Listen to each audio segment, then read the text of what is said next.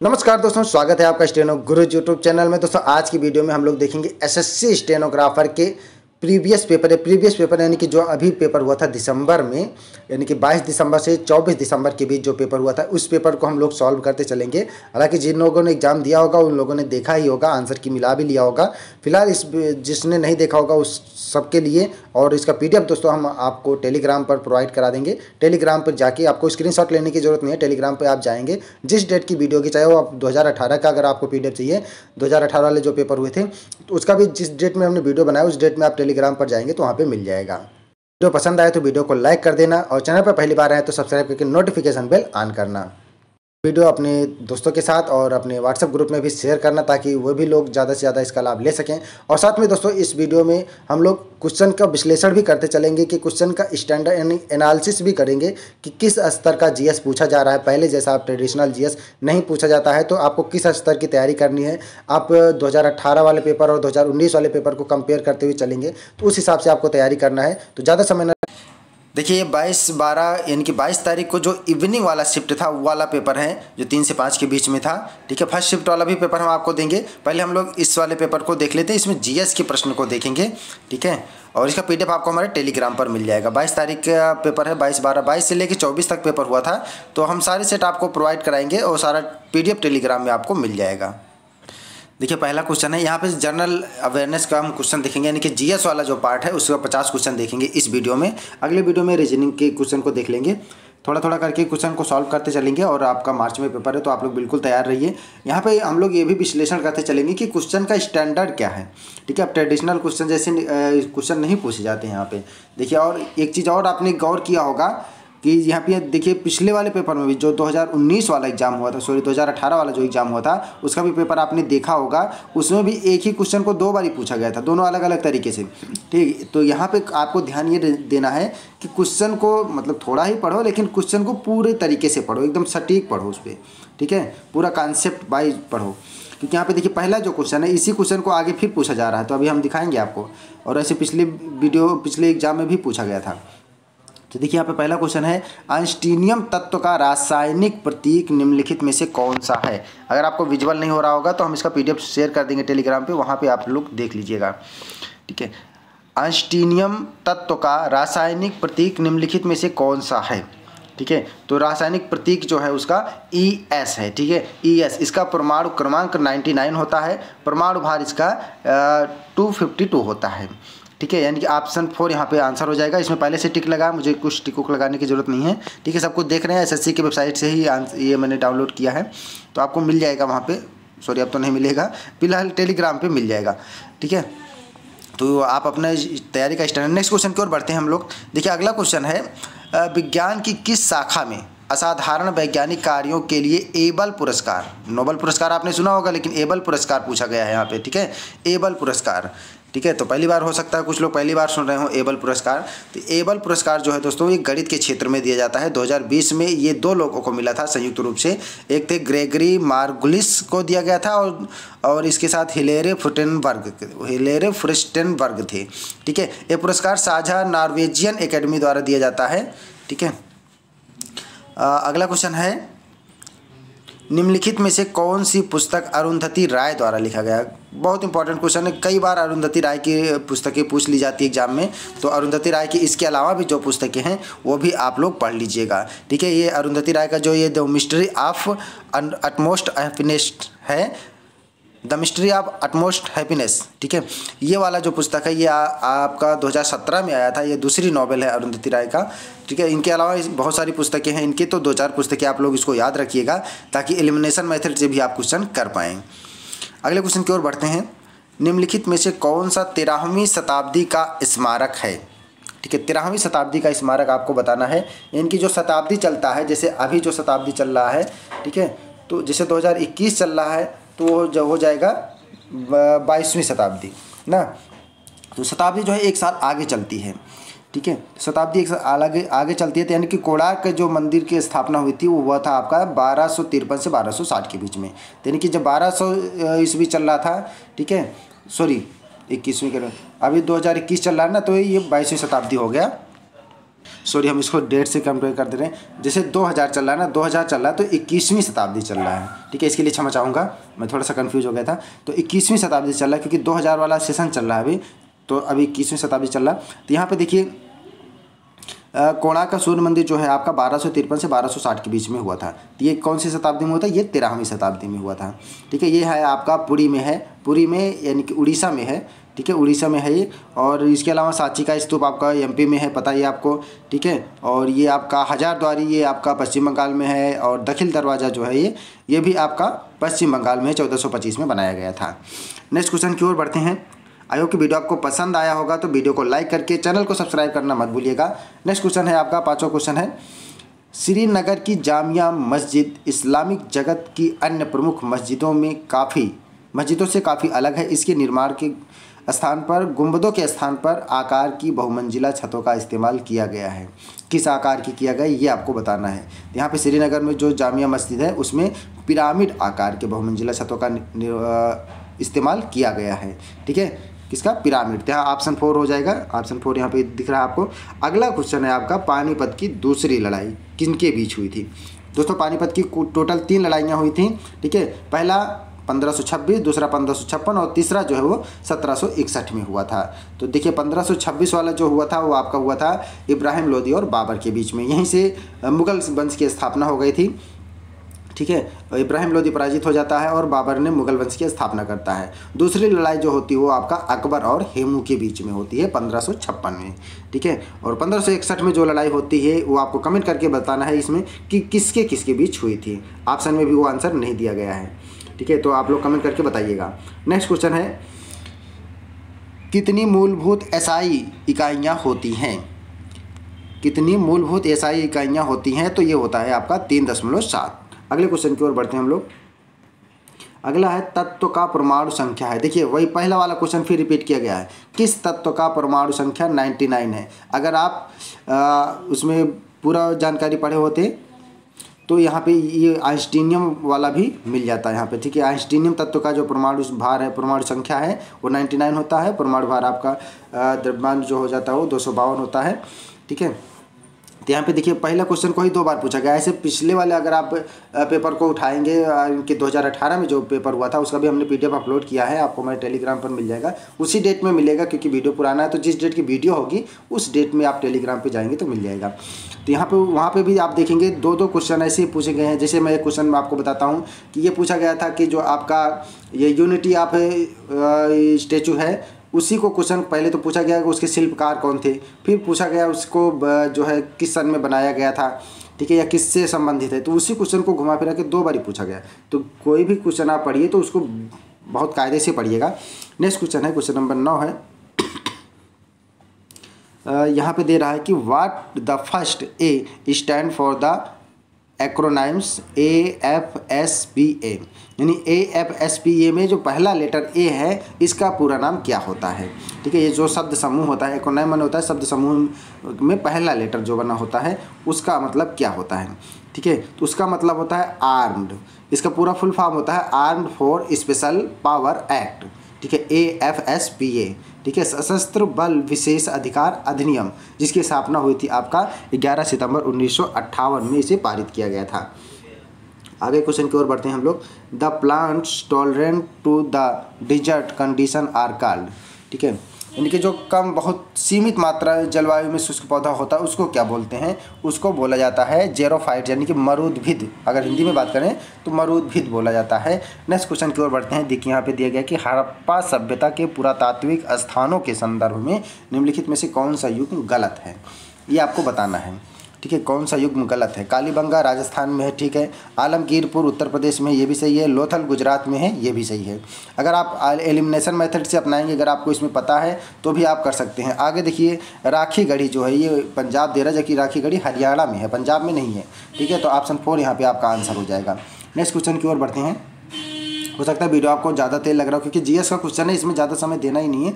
तो अगर क्वेश्चन आ रहा है तो ठीक है, नहीं आ रहा है तो आगे बढ़ जाना है क्योंकि टाइम वेस्ट करने से कोई फ़ायदा नहीं होता है, ठीक है। तो और इससे भी आपके पास समय का अभाव होता है, इसलिए थोड़ा सा हम तेज़ी से चलेंगे। अगला क्वेश्चन है तापमान, सामान्य तापमान पर निम्नलिखित में से किसका घनत्व सबसे अधिक होता है? आप लोग कमेंट करके बताइएगा कि इसमें से कितने क्वेश्चन आपको एग्जैक्ट आ रहे थे, ठीक है, PDF आप डाउनलोड करके सॉल्व करिएगा और ईमानदारी से बताइएगा कितने क्वेश्चन आपको आ रहे थे और कितनी अभी आपकी तैयारी है, इससे पता चल जाएगा। चलो नेक्स्ट क्वेश्चन देखते हैं। तो यहाँ पे देखिए सामान्य तापमान पर निम्नलिखित में से किसका घनत्व सबसे अधिक है। तो सबसे अधिक जो घनत्व है सामान्य तापमान पर वो होता है पानी का। ठीक है, बहुत बारी क्वेश्चन पूछा गया है, पानी का सामान्य तापमान पर सबसे अधिक घनत्व होता है। अगला क्वेश्चन है, मार्च 2020 में निम्न में से किस राज्य ने ब्रेक द चेन आपको पता ही, अभी कोरोना चला था तो सबसे पहले किस राज्य ने किया था ये आपको बताना। हाथ धोने का अभियान शुरू किया था, ब्रेक द चेन न्यूज़ में बहुत दिखा रहा था, कोरोना को तोड़ना है, चैन को तोड़ना है। तो यहाँ पे देखिए किसने सबसे पहले स्टार्ट किया था, केरल ने किया था। अगला क्वेश्चन है आपका, निम्नलिखित बैडमिंटन खिलाड़ियों में से कौन एक श्रवण बाधित है। श्रवण बाधित मतलब सुनने में प्रॉब्लम है उनको, ठीक है, इनकी बहरे टाइप के हैं। तो यहाँ पे कौन है, राजीव बग्गा जी हैं। अगला क्वेश्चन है आपका, निम्नलिखित में से कौन सा अनुच्छेद भारत में धर्म की स्वतंत्रता के अधिकार से संबंधित है। ठीक है, धर्म की स्वतंत्रता की अधिकार से संबंधित है, ये आपको बताना है। देखिए 19 से 22 ये प्रेस स्वतंत्रता हो गया आपका। ठीक है, तो यहाँ पे जो 25 से 28 है यानी ऑप्शन सी जो है तीसरा ऑप्शन वो है आपका धार्मिक स्वतंत्रता है। ठीक है, धार्मिक स्वतंत्रता यानी कि आपको किसी भी धर्म के लिए बाध्य नहीं किया जा सकता, आप किसी भी धर्म का पालन करने के लिए स्वतंत्र हैं। ठीक है, अगला क्वेश्चन है आपका, क्यूलोमिनस एक प्रकार का होता है, क्या है ये आपको बताना है। क्यूलोमिनस एक प्रकार का बादल होता है, यानी कि ऑप्शन 4 यहाँ पे सही आंसर हो जाएगा। नेक्स्ट क्वेश्चन की ओर बढ़ते हैं। देखिए 1975 की बात की जा रही है। देखिए यहाँ पे 1975 में पहले विश्व कप में भारतीय क्रिकेट टीम के कप्तान कौन थे, ये आपको बताना है। तो सही जवाब हो जाएगा ये आपका एस वेंकटराघवन। 1975 में पहले विश्व कप में भारतीय क्रिकेट टीम में कप्तान थे। ठीक है, एस वेंकटराघवन। नेक्स्ट क्वेश्चन की ओर बढ़ते हैं हम लोग। What was the theme of the world tuberculosis day 2020, यानी कि 2020 का जो टीबी का थीम था। ठीक है, ट्यूबरक्लोसिस विश्व टीबी दिवस का जो थीम था वो क्या था। तो 2020 का जो थीम था वो था आपका इट्स टाइम। क्या था, इट्स टाइम। ठीक है, अगले क्वेश्चन की ओर बढ़ते हैं हम लोग। यहाँ पे है, the amount of the goods and service tax must be satisfied to obtain more of any one goods is called the cost of the goods, ये आपको बताना है। ठीक है, तो उसको क्या बोला जाता है, अवसर, यानी कि एक तरीके से अपॉर्चुनिटी बोला जाएगा, यानी ऑप्शन 4 यहाँ पे आपका आंसर हो जाएगा। नेक्स्ट क्वेश्चन की ओर बढ़ते हैं हम लोग। 20वां क्वेश्चन देखते हैं। वीडियो ज़्यादा लंबा ना हो इसलिए हम थोड़ा सा जल्दी चलेंगे, बाकी और प्रश्नों में थोड़ा सा विस्तार करके चलेंगे, क्योंकि जीएस में आपको जो चीज़ मुझे पता है वो मैं बता दे रहा हूँ, जो चीज़ मुझे नहीं पता आप फिर गूगल पे सर्च करके देख सकते हैं अधिक जानकारी अगर उस बारे में चाहिए तो। नेक्स्ट है, क्योंकि यहाँ पे दोस्तों जो भी क्वेश्चन आप पढ़िएगा उसका एकदम कॉन्सेप्ट क्लियर करिएगा, क्योंकि एक ही क्वेश्चन को कई बार 2 बार रिपीट कर देता है, तो इससे आपको 2 नंबर एक्स्ट्रा मिल जाएंगे, यानी कि 2 क्वेश्चन आपके सॉल्व हो जाएंगे। तो इस बात को ध्यान में रखते हुए देखिए यहाँ पे है, भारत की पुरुष हॉकी टीम ने ग्रीष्मकालीन ओलंपिक खेलों में आखिरी बार कब कांस्य पदक जीता था। ठीक है, आखिरी बार कब कांस्य पदक जीता था। देखिए क्वेश्चन कहाँ से कहाँ पूछ रहा है। यहाँ पे देखिए 1972, अगर ऐसे क्वेश्चन मुझे भी एग्जाम में देना पड़ता तो मुझे भी नहीं पता था कि 1972 में आखिरी बार जीता था।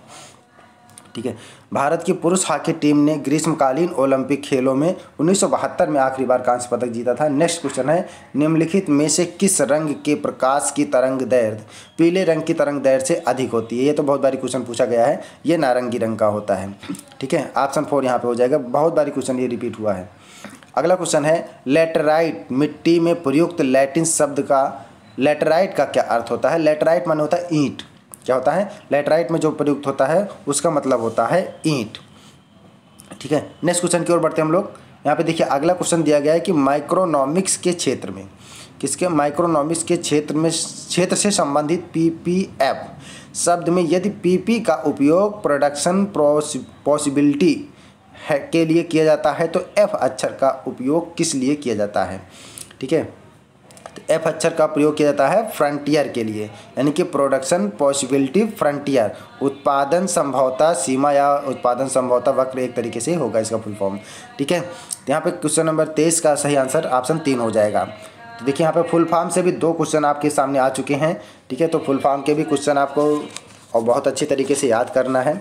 अगला क्वेश्चन है, निम्नलिखित में से कौन गायक के रूप में प्रसिद्ध नहीं है। ठीक है। तो यहाँ पे देखिए पृथ्वीराज कपूर जो थे वो आपके एक्टर थे भारतीय सिनेमा के। इन्होंने कपूर थिएटर की भी वो स्थापना की थी। तो यहाँ पे सही ऑप्शन हो जाएगा ऑप्शन 2, बाकी सारे गायक थे, पृथ्वीराज कपूर जो एक्टर थे। नेक्स्ट क्वेश्चन है आपका, प्रमुख उच्चावच विन्यास विशेषताओं के आधार पर भारत के प्रायद्वीपीय पठार को प्रमुख समूहों में वर्गीकृत किया जा सकता है। कितने विभागों में, कितने पठार को कितने समूहों में? 3 मुख्य समूहों में वर्गीकृत किया जा सकता है। नेक्स्ट क्वेश्चन की ओर बढ़ते हैं हम लोग। यहाँ पे देखिए क्वेश्चन नंबर 26 है, निम्नलिखित में से कौन सी नदी पूर्व की ओर नहीं बहती? क्वेश्चन को ध्यान से पढ़िएगा, कौन सी पूर्व की ओर नहीं बहती है? ठीक है, पालार, सुवर्णरेखा, पेरियार, ब्राह्मी। पेरियार नदी दोस्तों जो है ये आपका केरल में स्थित है। ये आपका पश्चिम की ओर बढ़ती, तमिलनाडु के पश्चिमी घाट से आरंभ होती है। ठीक है, केरल में बहती है और ये केरल की सबसे बड़ी और सबसे लंबी नदी है। और इसी नदी पर आपका कौन सा बांध बना हो? इदुक्की जो है, इदुक्की बांध इसी पे बना हुआ है। नेक्स्ट क्वेश्चन है आपका, तवल्लोहपुआन भारत की किस राज्य का हस्तशिल्प है? ठीक है, हैंडीक्राफ्ट किस राज्य का है? तो यहाँ पे देखिए हस्तशिल्प जो हाथ से बनाया जाता है, तो यहाँ पे देखिए मिजोरम का है। ठीक है, मिजोरम का जो है ये हस्तशिल्प है, वहाँ पे ये बनाया जाता है। अगला क्वेश्चन है, सरस्वती सम्मान के पहले विजेता कौन थे? ये पूछा गया है कि सरस्वती सम्मान के पहले विजेता कौन थे। तो पहला ये इनकी सरस्वती सम्मान जो है ये 1991 में स्टार्ट किया गया था। तो सबसे पहले मिला था आपका हरिवंश राय बच्चन, यानी अमिताभ बच्चन के पिताजी को मिला था, हरिवंश राय बच्चन को मिला था। ये सरस्वती सम्मान साहित्य के क्षेत्र में दिया जाता है। ठीक है, के बिरला फाउंडेशन द्वारा ये प्रदान किया जाता है। और 2020 में ये मिला था वासदेव मोही को मिला था, जो कि सिंधी साहित्यकार हैं। ठीक है, 2020 के लिए उनका, अगर हो सकता है क्वेश्चन 2020 के लिए पूछे तो 2020 में वासदेव मोही को दिया जाएगा।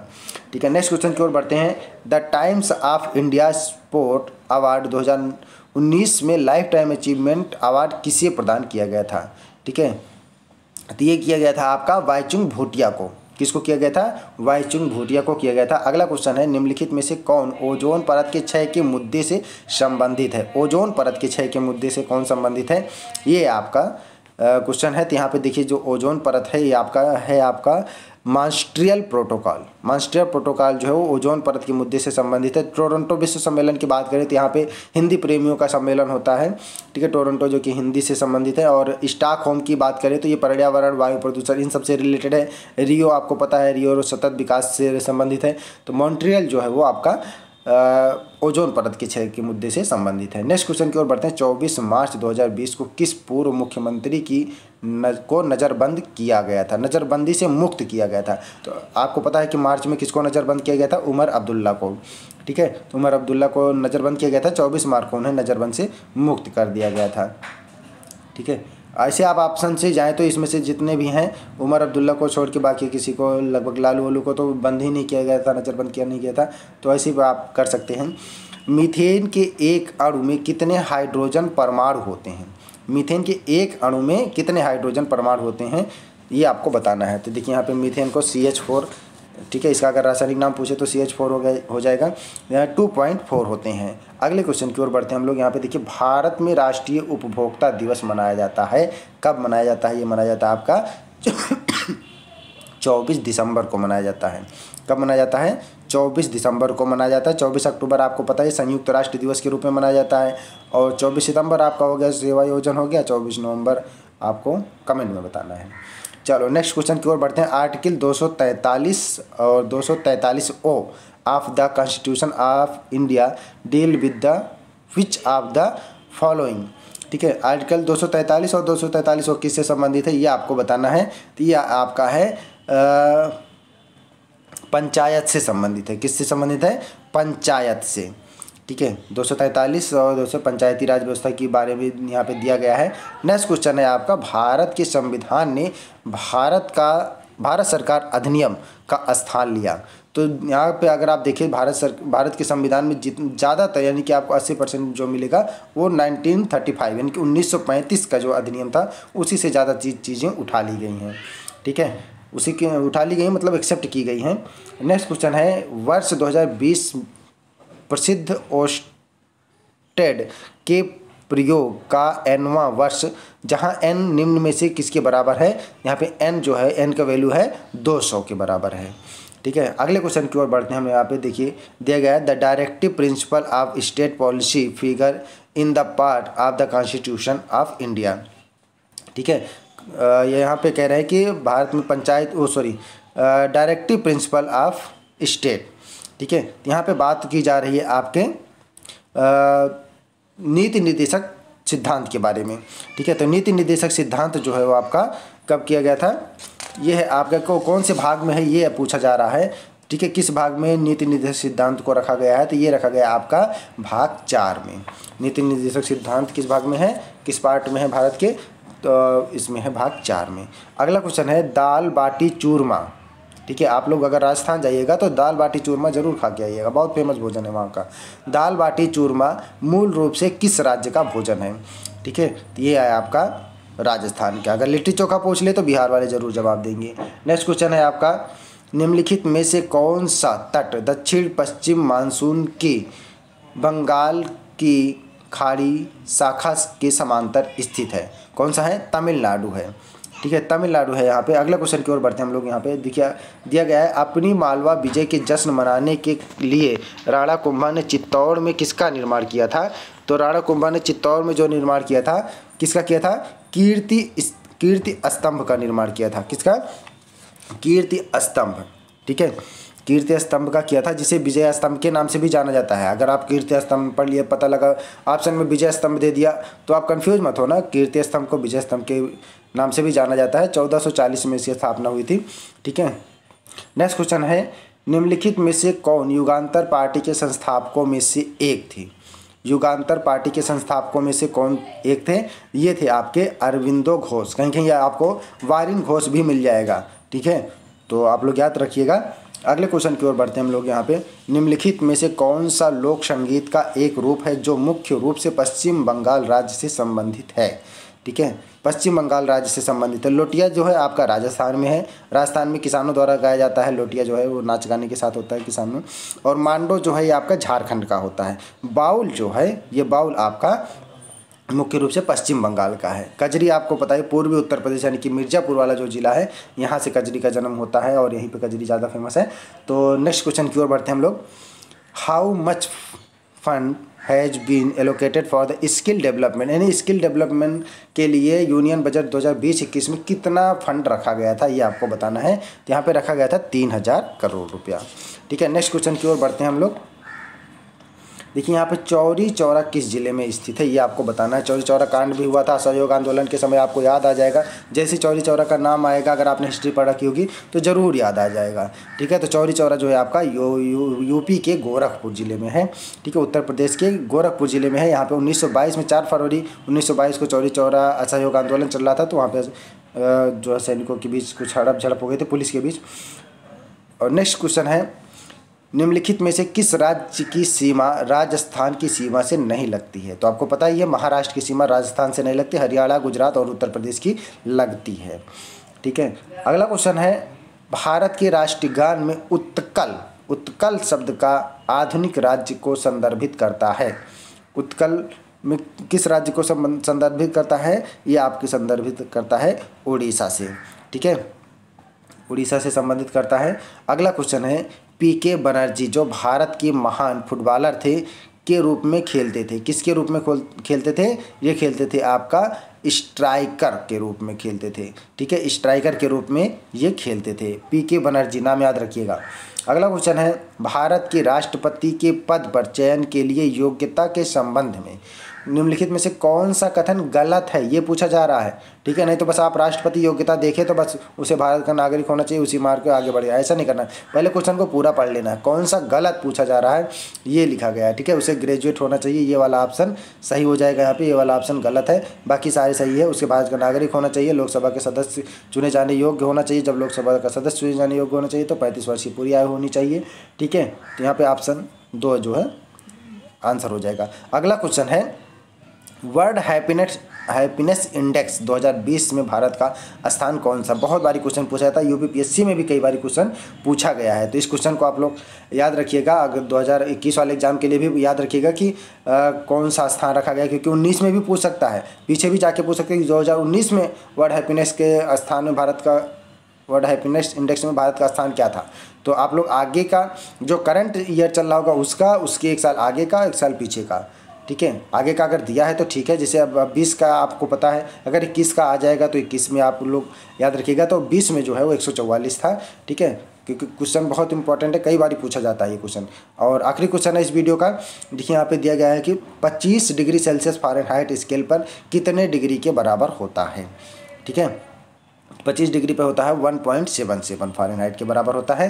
तो आई होप कि वीडियो आपको पसंद आया होगा, तो वीडियो को लाइक करके चैनल को सब्सक्राइब कर लीजिएगा, साथ में नोटिफिकेशन बेल जरूर ऑन करना, जिससे हमारी आने वाली इंपॉर्टेंट वीडियो आपसे मिस ना हो। इसका पीडीएफ दोस्तों आपको हमारे टेलीग्राम पर मिल जाएगा, और अपना बहुमूल्य सुझाव हमें कमेंट बॉक्स में दीजिएगा, ताकि आने वाले वीडियो में हम और बेहतर कर पाएँ। दोस्तों अगला वीडियो जो होगा हमारा, वो आपका एसएससी स्टेनोग्राफर के प्रीवियस ईयर का जो डिक्टेशन हुआ था उसका हमारा वीडियो होगा, ठीक है।